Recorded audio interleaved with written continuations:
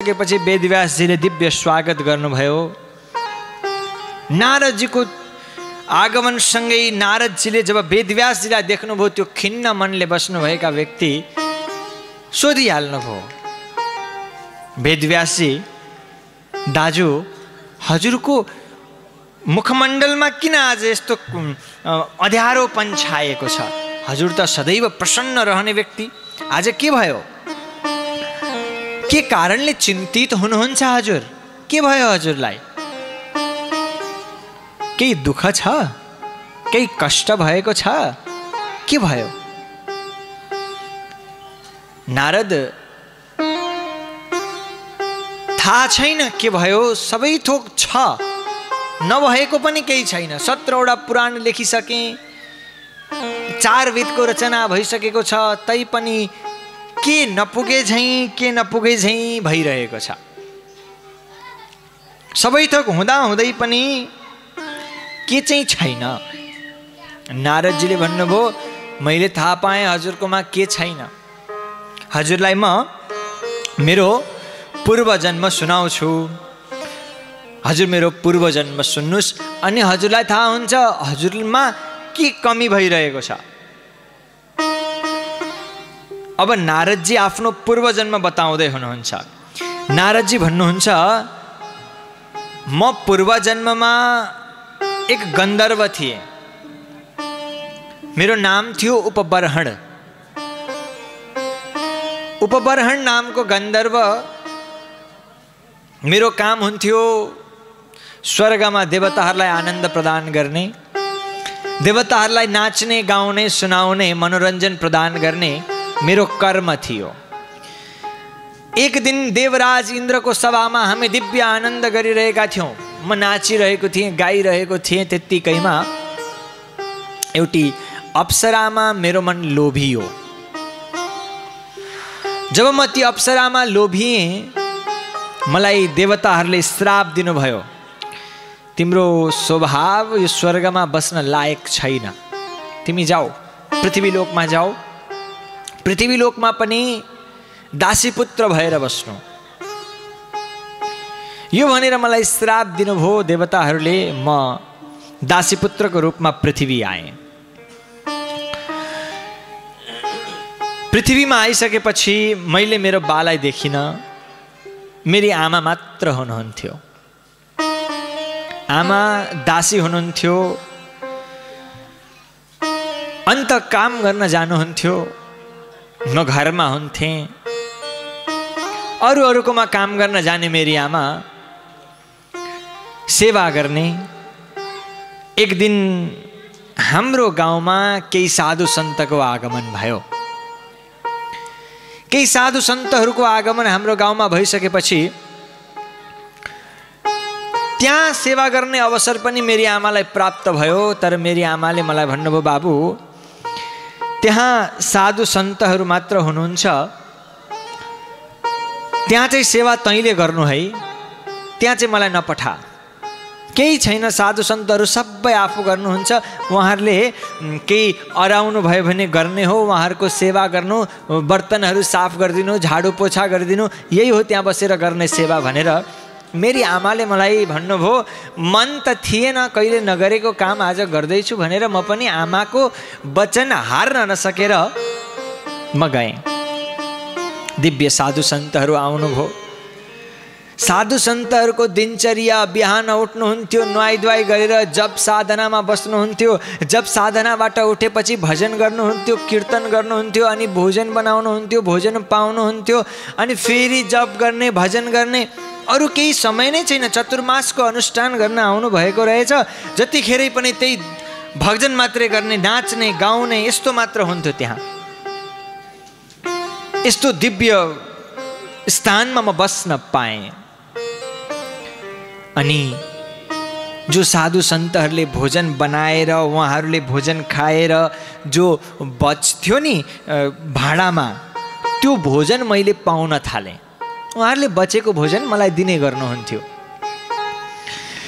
त्यो साधु सन्तहरूले पाएर उब्रिएको भोजन म गर्न गर्थेँ, त्यो उत्कृष्ट भोजन मैले गरेको हुनाले मैले पूर्वजन्ममा गरेका पापहरूबाट सञ्चित अहिले बाँकी रहेको जति दोष छ, मेरो जति मनभित्रबाट मैलो थियो, त्यो साफ हुन थाल्यो। प्रसादको महिमा यति रहेछ। नारदजी वेदव्यासजीलाई भन्दै हुनुहुन्छ, है त्यो उत्कृष्ट प्रसाद खाएको हुनाले मेरो मन साफ हुन थाल्यो। उत्कृष्ट लेपाननुमोदितो दुजैः सकृत्स्म भुञ्जे तदपास्त किल्विषाः। मनको किल्विष मैलो निक्लियो, कल्मस निक्लिएर गयो प्रसादले गर्दा। त्यही भएर प्रसाद किन खाने? चढाएर दिनुभयो त्यही भएर खाने। प्रसाद खानाले के हुन्छ?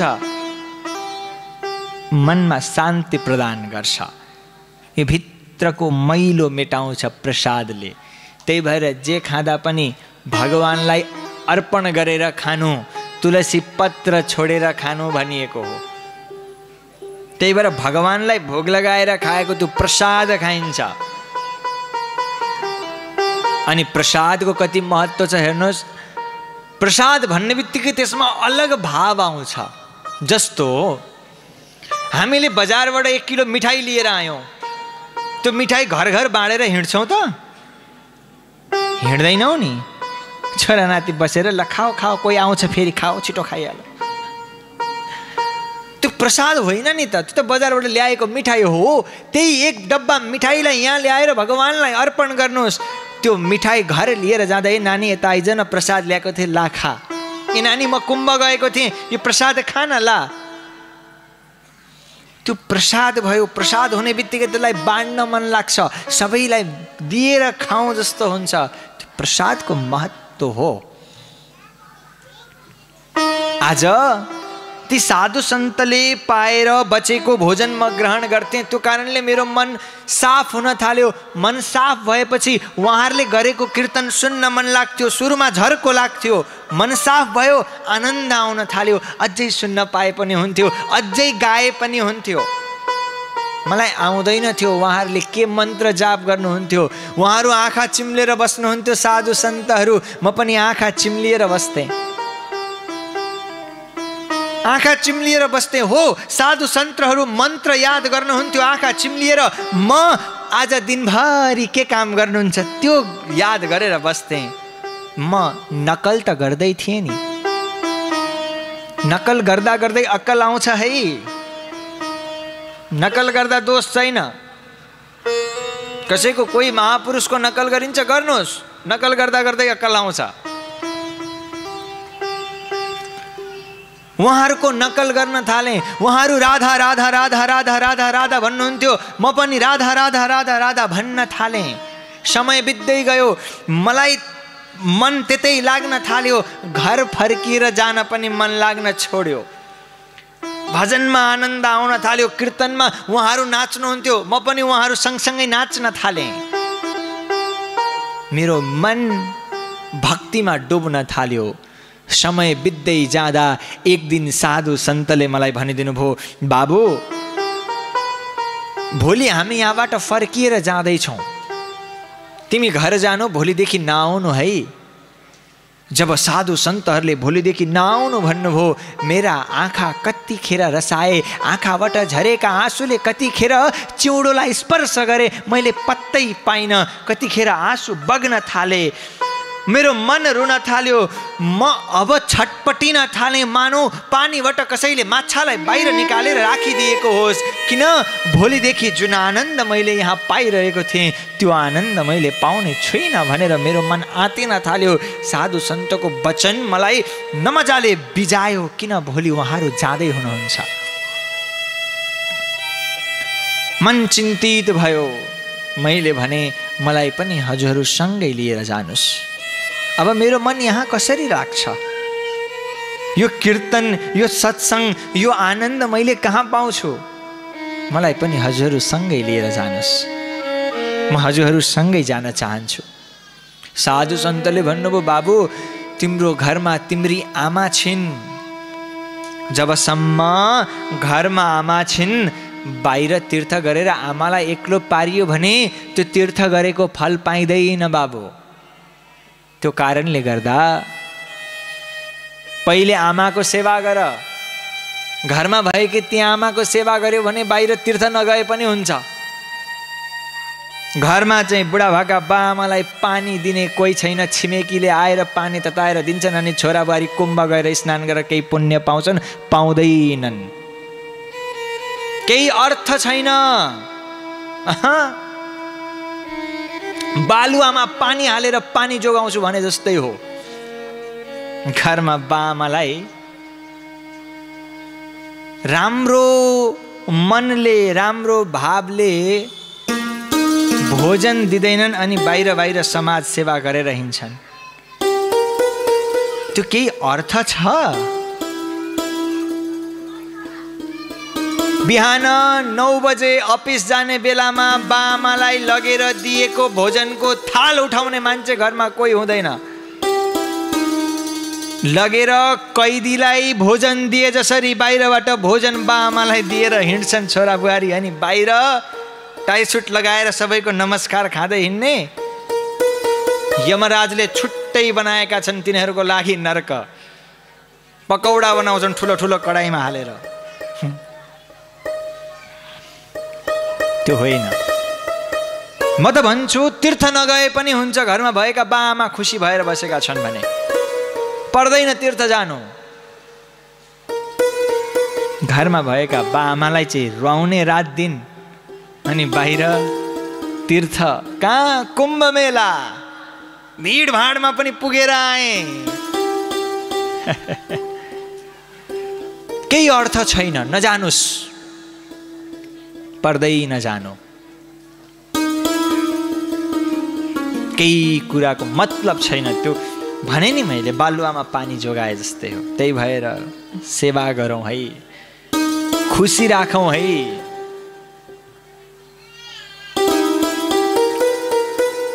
नारदजी भन्दै हुनुहुन्छ, प्रभु मेरो मन त अड्डिँदैन नि अब घरमा। भन्दा अड्याउनु पर्छ बाबु। आमाको सेवा गर। हो, आमाको शरीर छुटेपछि, आमाको देहान्त पछि आऊ भजन गर्नलाई। अहिले नआऊ, पर्दैन आउनु। यति भनिदिनु भएको। नारदजी भन्नुहुन्छ, म रुन थालेँ। साधु सन्तको वचन काट्न पनि सकिनँ। अब आमाको सेवा गरेर बस्न थालेँ। साधु सन्त जानुभयो। राधे राधे बोल्ने, भगवानको भजन गर्ने आदत, भगवानको नाम लिने बानी मलाई साधु सन्तले लगाइदिइसक्नु भएको थियो। म भक्ति गर्न थालिसकेको थिएँ। समय बित्दै गयो। एक दिन म बाहिर निस्किएको थिएँ। म बाहिर निस्कदा गाउँको एउटा भाइ दौडदै आए म भएको स्थानमा। अनि म भएको स्थानमा आएर भन्छन्, दाजु दाजु तिम्री आमा गाई दुन भनेर गोठामा जानुभएको रहेछ। गाई दुधै सर्पले आएर डसेछ आमालाई। आमाको सब गोठमै छ है दाजु, छिट्टो घर जानुहोस्। सर्पो दशपदा पृष्ठ कृपणाम कालनोदितः। सर्पले आएर मेरी आमालाई डस्यो। म दौडदै गएर आमाको शव हेरेँ। मन रोयो, अत्यन्त मन रोयो। आजदेखि मेरो संसारबाट आमा शब्द खोसिएको छ। मलाई जन्म दिने मेरी आमा अब रहिनन्। जसले मलाई के दुःख पर्छ, म केमा खुसी हुन्छु, मेरा हरेक कुरा एक एक याद गरेर मलाई माया गर्नुहुन्थ्यो। ती आमा अब रहनु भएन भनेर मेरो मन रोयो। तर कता कता एउटा मनको कुनामा साधु सन्तले बोलेको बाणी पनि याद आयो। आमाको शरीर छुटेपछि भजन गर्न आउनु है। मन रोयो। जन्मदात्री जसले 9 महिनासम्म गर्भमा राखेर मलाई जन्म दिनुभयो, संस्कार दिनुभयो, हुर्काउनु भयो, पढाउनु भयो, बढाउनु भयो, आज यति ठुलो बनाउनु भयो, ती आमालाई आज मैले लगेर जलाउनु पर्छ। कता कता मन हर्षित पनि भयो। अब भजन गर्न जाने बाटो खुल्यो है। अब भगवानमा मन लगाउने बाटो खुल्यो है। किन त्यो मोह थियो नि त, भगवानमा मन लगाउने मोह। साधु सन्तले गरेको देखेर त्यो भाव उत्पन्न भएको थियो नि त। मैले सम्पूर्ण आमाको गर्नुपर्ने सम्पूर्ण अन्त्यकर्म गरेँ। अन्त्यकर्म गरेर जुठोबाट चोखिएर म साधु सन्तले दिनुभएको मन्त्र जाप गर्न भनेर वनमा गएर बस्न थालेँ। जाप गरेर बस्न थालेँ, कठोर जाप गरेँ। मैले गरेको जापबाट भगवान प्रसन्न हुनुभएछ। भगवानले आएर दिव्य दर्शन दिनुभयो। आएर दर्शन दिएर भन्नुहुन्छ, बाबु यो जन्ममा तिमीले मलाई खुब प्रसन्न गरायौ आफ्नो भक्तिको माध्यमबाट। मेरो खुब भजन गर्यौ तिमीले, म तिमीबाट साह्रै प्रसन्न छु। अर्को जन्ममा जब तिम्रो यो शरीर छुटेर जान्छ, अर्को जन्ममा तिमी मेरो पुत्रको रूपमा आउनेछौ भनेर श्रीमान नारायणले आएर मलाई भन्नुभयो। यति भनिसकेपछि म अब भ्रमण गर्न थालेँ, कहिले मेरो प्राण जान्छ, मेरो प्राण गए पनि हुन्थ्यो भनेर म चारतिर भ्रमण गर्न थालेँ। भगवत कृपाले मेरो प्राण छुटेर गयो। यो संसारबाट म पृथ्वीमा आफ्नो पञ्चभौतिक देह छोडेर भगवानको पुत्रको रूपमा अहिले हजुरको अगाडि बसेको छु। भगवानले कृपा गरेर वीणा दिनुभयो, यही बजाउँछु, चारतिर घुम्ने गर्छु।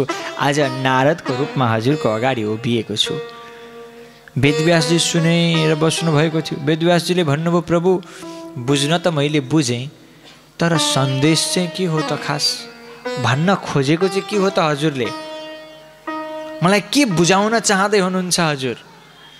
नारदजीले भन्नुभयो, प्रभु हजुरले 17वटा पुराण रचना गरिसक्दा धर्म अर्थ काम मोक्षको खुब चर्चा गर्नुभयो। यो गर्दा यो पाइन्छ, यो गर्दा त्यो पाइन्छ भनेर 17वटा पुराणमा खुब रचना भयो हजुरबाट। तर भक्तिको चर्चा हजुरबाट अन्य पुराणमा त्यति आनन्दसँग भएको छैन प्रभु। यो देवताको योजन गर्दा यो पाइन्छ, शिवजीको अनुष्ठान गरेर यो पाइन्छ, देवी मातालाई रिजाउ यो पाइन्छ, सबै भएको छ प्रभु। तर निष्काम भक्ति गर्नेको लागि के भयो त?